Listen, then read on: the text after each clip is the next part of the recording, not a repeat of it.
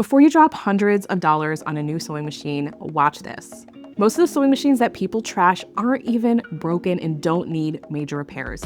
Most of the time, they're just jammed up with lint and maybe need fresh oil. I'm Lisa, and I'm a former corporate marketing and tech girly turned sewing machine repair entrepreneur. On this channel, I talk about what it takes to care for sewing machines and what it's really like building my own sewing machine service business from the ground up. All right, so my friend Beth shared with me that her mom will go and buy a new sewing machine whenever the one she's currently working with starts to struggle. And she literally had a corner of her garage where these old sewing machines had started to accumulate. So when she heard that I was going into sewing machine repair, I was very fortunately gifted 5 of these broken sewing machines, including this Singer Curvy right here. Now, I have no idea what is wrong with this machine. I actually haven't turned it on yet. I'm not sure what the problem was. I really don't know its history, except that it was in the reject pile in the back of my friend's mom's garage. So is this machine actually broken, or was it just a little neglected and maybe needs a deep cleaning and some oil? Let's find out together.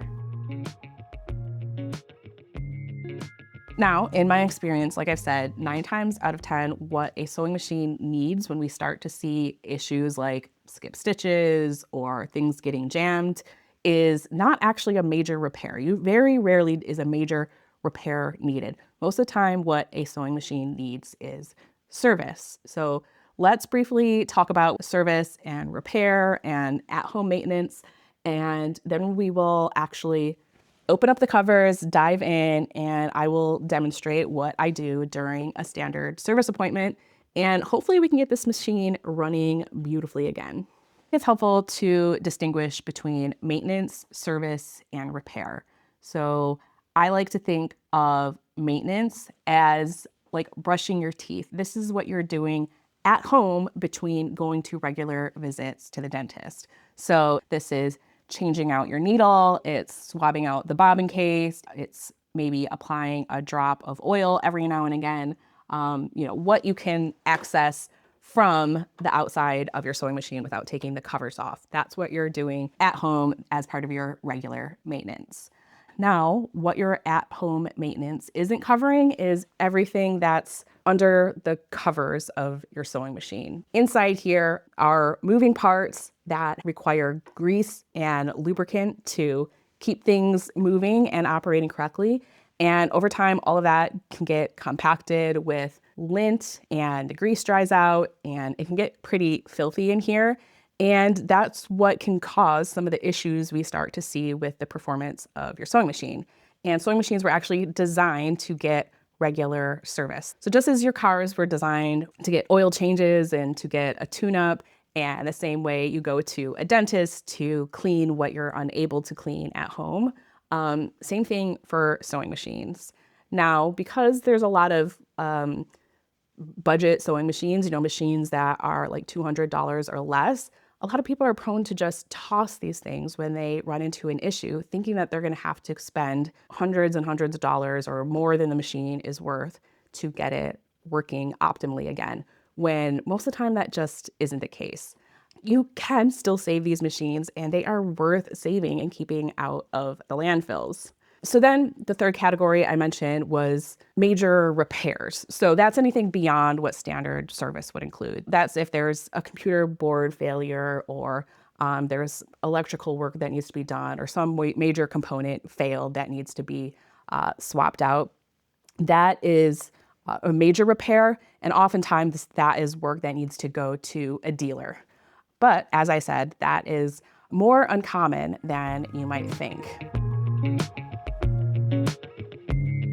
So the first thing I do anytime I have a new machine on my workbench is to take thorough documentation of the current state it comes to me in. So I'll just take a quick assessment of the exterior of the machine, and then we will power it up, do a test sew, and see what issues we may or may not have with it. Oh, this is where I'm checking all the dials, making sure things are moving as expected. The needle threader looks to be the right height. presser foot lifts. Other than being a little bit dusty from being in the garage, the exterior is actually in good shape. Okay, now let's power her on. All right, we have power, the light works. Now, first thing I'm seeing is I'm hitting the foot pedal and my needle bar is not engaged. It is not moving. Could be a bit alarming, right? To turn on a sewing machine, press the foot pedal, nothing happens. However, you see what is spinning up here is my bobbin winder. So let me show you. The bobbin winder is spinning quite a bit. So that's an easy fix. We just have to disengage the bobbin winder and, hey, all right. Ooh, now we have something. That needle's definitely hitting something. I'm hearing a tink, tink, tink. So we will definitely look at that. I'm not gonna do the full test sew right now because I don't wanna risk doing any like actual damage to the machine by sewing with it while that needle is striking something. And I would recommend you do the same. As soon as you hear the needle hitting something, that's a sign, let's bring it in for service and make sure we can get that taken care of, because things can get pretty hairy with needle strikes. You can really throw your machine's timing off. Now I include timing adjustments as part of standard service. There's some places where that may be an additional cost, you know, depending on the amount of work and effort that is needed to get things back into alignment and all calibrated. Other thing, always making note of when I'm looking at a client machine is the bobbin that's coming out of the machine the right bobbin for this machine? Because oftentimes it isn't. And part of the reason a client is getting frustrated with the machine is because they're using the wrong bobbin. All right, I'm taking the bobbin case out now. And I'm inspecting to see if there's any damage to the case from those needle strikes. And actually, it looks good. Might do a closer look later. There might be a little area that I can buff down, but that actually looks to be pretty good condition. Okay. Now typically I would be waiting to do some of these checks I'm about to do, but because we know we had a needle strike, I want to make sure I can see where that is happening. So here is a close-up view of my hook assembly, and I'm trying to figure out, all right, I heard a needle hitting something. What is it hitting? And so I'm carefully turning the needle down. You see how it's, can you hear that? It is hitting that plastic piece when it most certainly is not supposed to be hitting there. And what this is telling me is that the needle is not calibrated to the position it needs to be for it to accurately pick up the thread. And if you can't pick up the thread, then you are not going to be able to make a proper stitch. All right. So our hook to needle timing in this machine is off pretty significantly, but that doesn't mean it's a costly repair, and it will hopefully be like a 10-minute adjustment. But now I know that that is probably the issue my friend's mom was having that caused her to put this into the reject corner of the garage. Okay, opening the covers of a modern plastic sewing machine is a skill in and of itself, and it's definitely not something to be taken lightly. You can seriously damage your machine if you try to open the covers without knowing what you're doing or having proper training, especially on a computerized machine where there's going to be delicate parts once we open it up. So the first thing I do when I encounter a model that I'm not familiar with is I pull up the Sewing Doc Academy courses, and I pull up a PDF instruction guide for removing the covers of the specific model that I'm looking at, or one very similar. Okay, so there is an instruction guide for this specific model. You'll see there's literally like pictures of remove this screw and be cautious of opening this area. So let's do it.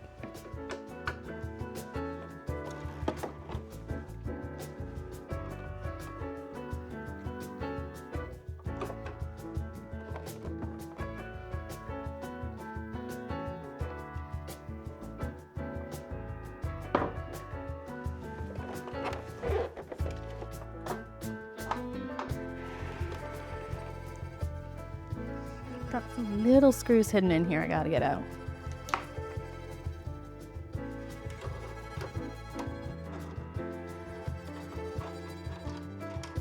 I have all of the screws removed, so let's get handy dandy pry tool. And there are a couple points I need to apply pressure. Let's get this machine to release. This is oftentimes the hard part. And it's over here. Let's lay the machine on her back. Very gently remove these cords. Do not want to damage anything. Okay, so let's take a look at the inside of this machine. See what we've got going on. I definitely see some old grease. There's a lot of gunk in the needle bar area. Not a ton of lint buildup. I mean, there's certainly some, but more of what I'm seeing is some dirty old grease, some buildup and around some moving joints that are probably going to cause it to be running pretty sluggish.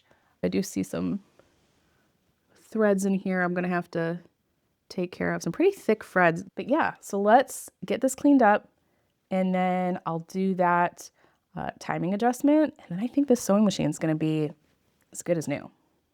I'm going to put my headphones on and listen to some music and get in the zone.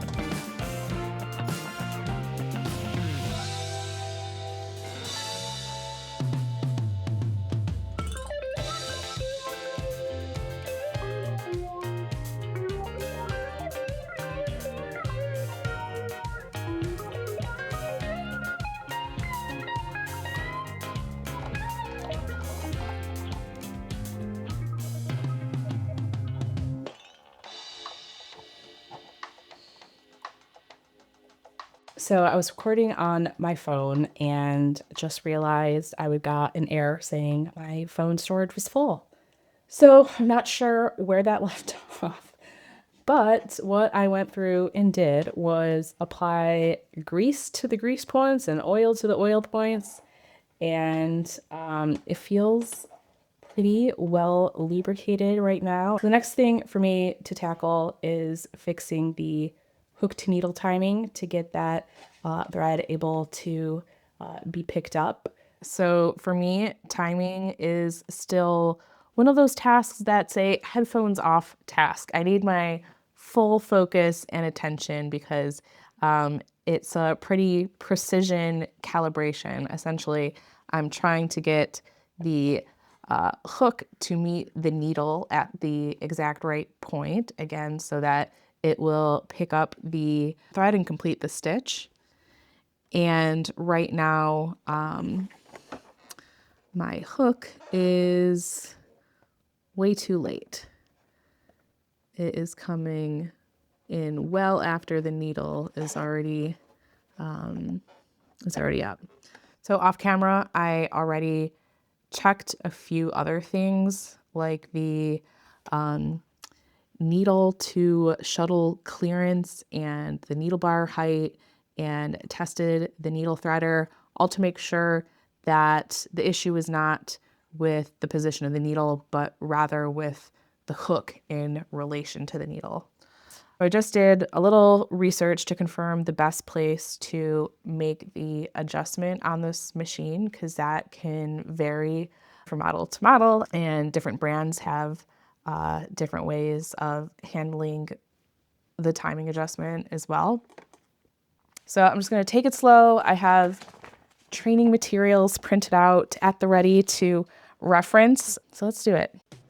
All right. Well, accessing the adjustment point, I have to go through this like tiny little hole up here.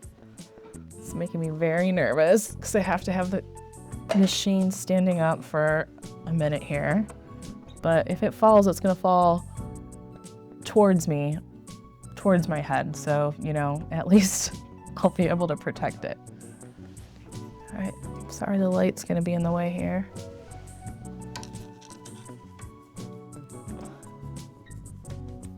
I really don't want to strip the screw.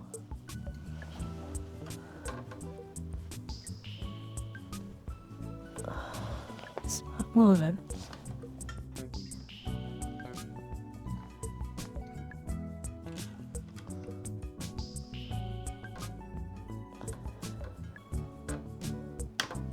Yes, okay, finally got it to move. I am so nervous. I would not want to have stripped a screw in such a inaccessible area, and one that is essential to making key adjustments like this. So I'm just gonna carefully loosen it. Hopefully that's enough.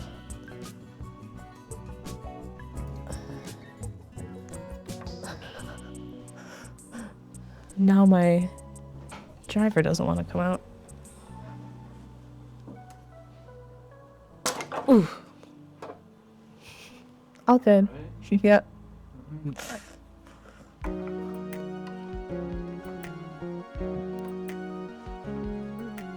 Oh, there we go.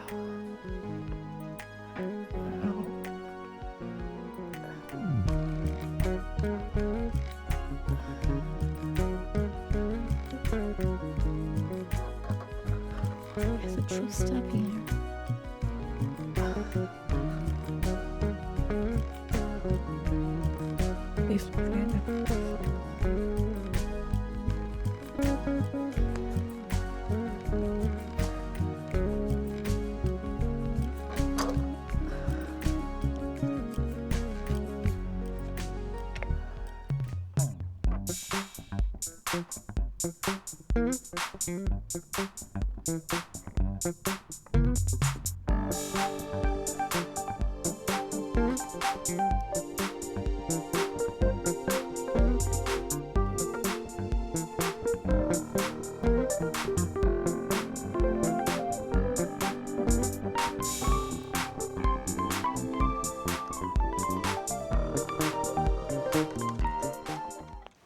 Okay, so I think I have my hook gear into place. One slightly frustrating thing about working with a computerized machine is that I can't accurately test it until I put the cover back on and get all these computer connections plugged in again so that I can actually turn it on and make a few stitches to see how the swing of the needle looks on both the left and right side of the zigzag. So I'm gonna get this top cover back on, plug it in, and hope that I got my timing adjustment right on the first try, which typically isn't the case. So let's see how we did here.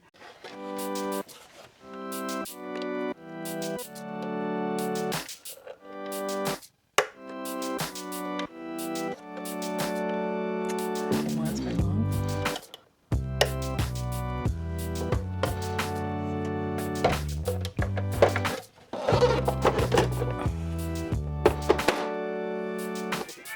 There we go.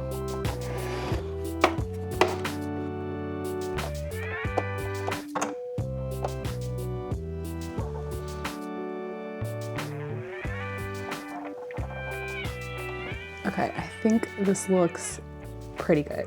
So, okay, cover's back on. She's all fired up. This is the moment of truth. Let's see how she's sewing now.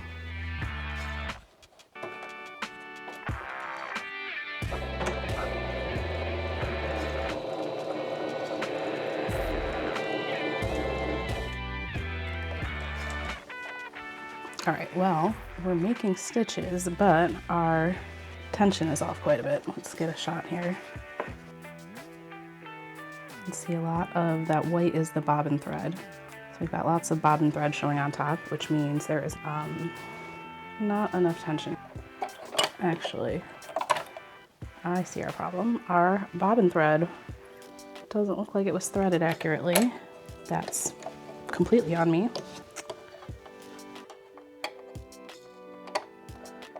Let's try again before we make any other adjustments.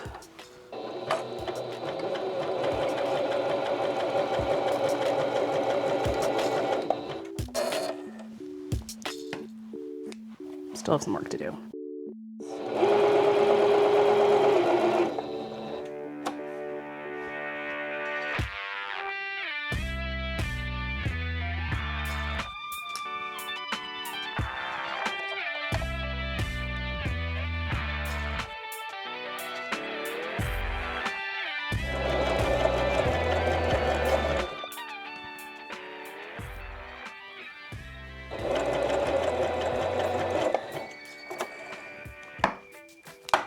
All right, that is much better. I don't know if you can see this, but here's our latest stitch. We have a nice clean zigzag and not seeing any of the bobbin thread poking up.